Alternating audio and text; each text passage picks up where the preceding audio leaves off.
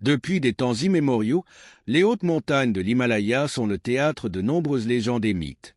Parmi toutes les créatures mystérieuses qui habitent ces imposantes montagnes, l'une des plus connues et des plus fascinantes est le Yéti, l'abominable bonhomme de neige. Mais qu'est-ce que le Yéti? Existe-t-il vraiment ou s'agit-il simplement d'une histoire populaire racontée par les locaux pour effrayer les étrangers? Dans cette vidéo, nous explorons le mystère qui se cache derrière cette créature et les témoignages qui ont alimenté sa légende au fil des siècles.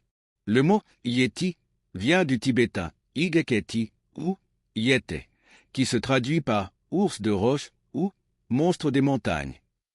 Cependant, en Occident, il est communément connu sous le nom des abominables bonhommes de neige, en raison d'une série de malentendus et d'exagérations survenus dans la première moitié du XXe siècle.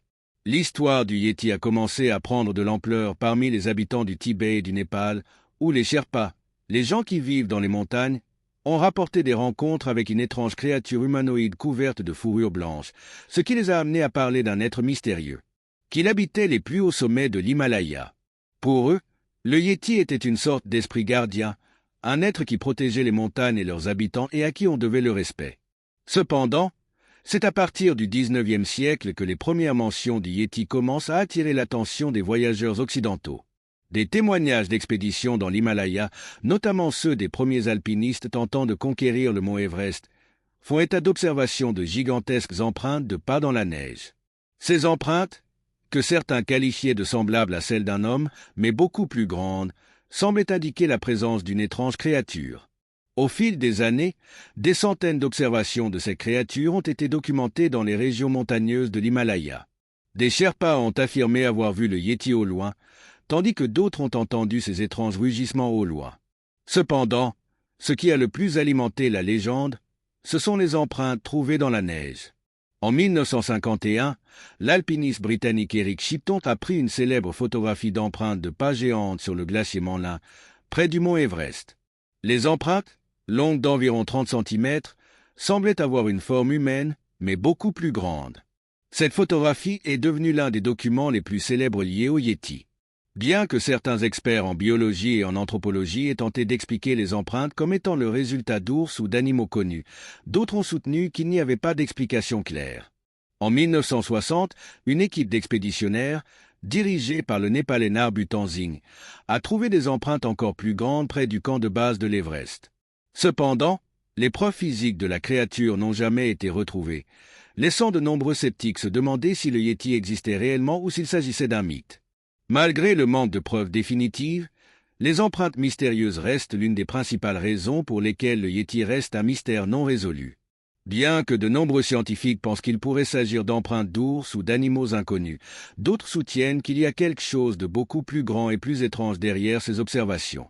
Il existe plusieurs théories qui tentent d'expliquer l'existence du Yéti. Examinons quelques-uns des plus populaires. De nombreux chercheurs suggèrent que le Yéti pourrait être une espèce inconnue de singe géant, semblable au Bigfoot ou au Sasquatch en Amérique du Nord. Selon cette théorie, la créature aurait pu vivre dans les montagnes pendant des siècles, sans être découverte en raison de son habitat éloigné et de sa nature insaisissable. Une autre théorie populaire est que les empreintes trouvées dans les montagnes himalayennes pourraient provenir d'un type inconnu d'ours géant. Certains soutiennent que cet ours pourrait avoir des caractéristiques qui le font paraître plus humanoïde, comme ses pattes larges et sa taille. Certains chercheurs suggèrent que le Yéti est simplement une légende inventée par les habitants de la région pour protéger leurs terres et éloigner les étrangers. Selon cette théorie, le Yéti ne serait rien d'autre qu'un mythe créé pour expliquer des phénomènes inexplicables ou pour dissuader les étrangers de s'aventurer dans les montagnes dangereuses. Comme nous l'avons mentionné ci-dessus, les Sherpas croient que le Yéti est un protecteur spirituel des montagnes. Pour eux, la créature n'est pas un simple animal, mais un être divin qui garde les secrets des montagnes. Cette vision spirituelle est la plus respectée par les locaux, qui évitent de trop parler du Yéti de peur de susciter sa colère. Bien que de nombreux chercheurs et expéditions aient tenté de percer le mystère du Yéti, la vérité reste une énigme. Malgré les progrès technologiques, d'étranges empreintes de pas, des témoignages et des observations de Sherpas restent le seul lien tangible avec la créature.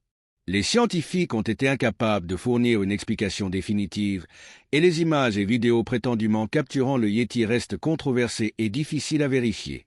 L'histoire du Yéti nous rappelle à quel point nous savons peu de choses sur les coins les plus reculés de notre planète. Si certains y voient une simple légende, d'autres estiment que le Yéti est une véritable créature qui continue de se cacher dans l'ombre des plus hautes montagnes du monde.